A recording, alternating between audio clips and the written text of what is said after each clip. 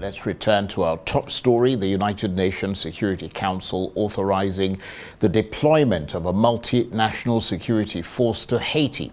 It's designed to help the Caribbean nation fight heavily armed gangs who've become increasingly powerful there. Kenya is leading efforts with an offer of around 1,000 police officers to Haiti. Speaking after the UN vote, Kenya's President William Ruto said it was his country's moral obligation to help. Welcome the resolution as an overdue and critical instrument to define the multinational mission.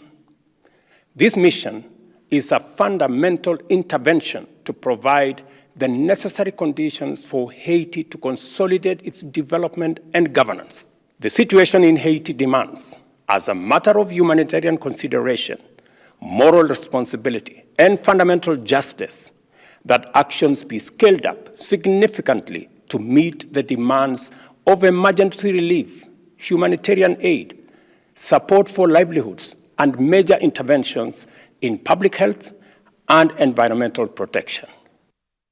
President Ruto of Kenya there. Well, for more on this, let's bring in Arise Africa correspondent Mark Bichachi, who joins me live from the Kenyan capital, Nairobi. Good to see you, Mark. I mean, why has Kenya offered to help, given how dangerous the situation in Haiti is, beyond the reasons given by the president?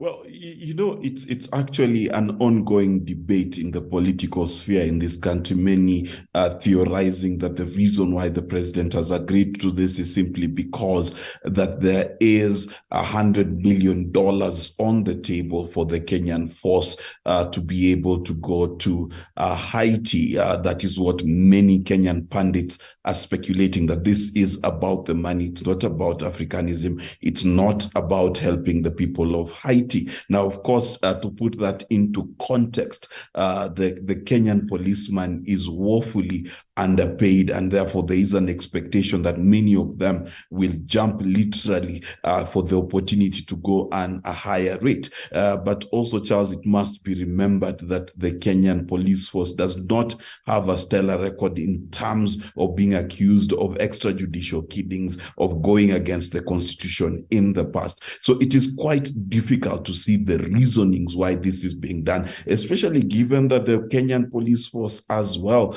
does not have enough personnel to take care of the needs of Kenyans. Well, that's a very interesting perspective, and I'm glad you brought all that up. And just going a little bit deeper into that analysis that you gave us there, Mark, I mean, I'm wondering about the Kenyan people and whether, beyond the things you said, they're actually prepared for the probability that in gun battles in close urban environments, people, including Kenyans, might die.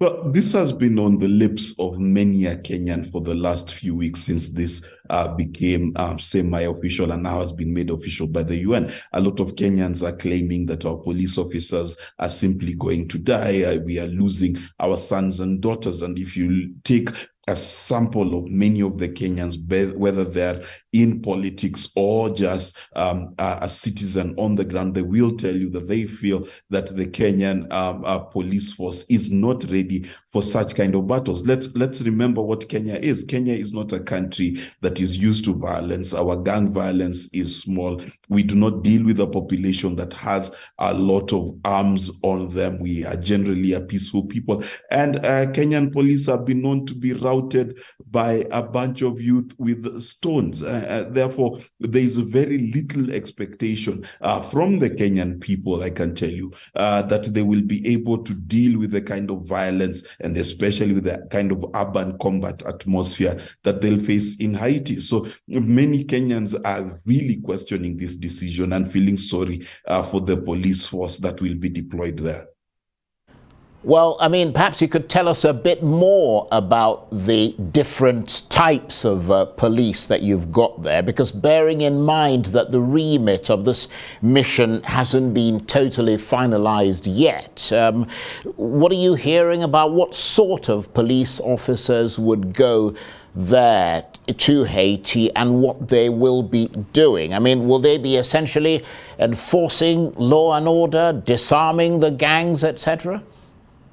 Well, it is expected that the Kenyan police force will be able to enforce the rule of law in Haiti. They're expected to help the police, not only in terms of giving them information, intelligence, and acting as consultants, but also in terms of actually having boots on the ground that are able to ensure that the gangs are dealt with. Now, of course, Kenya does have a specific squadron. It's called the Reke Squad that has been trained in urban conflicts. It's been trained in terms of being able to deal with terrorism as well. And if you remember, this is the same unit that was able to deal with many attacks that have happened across the country, whether be it terrorists who've taken possession of certain institutions like they did in Marsabit, or indeed when they need to enter a building to fight with local criminals. But remember, this squad is not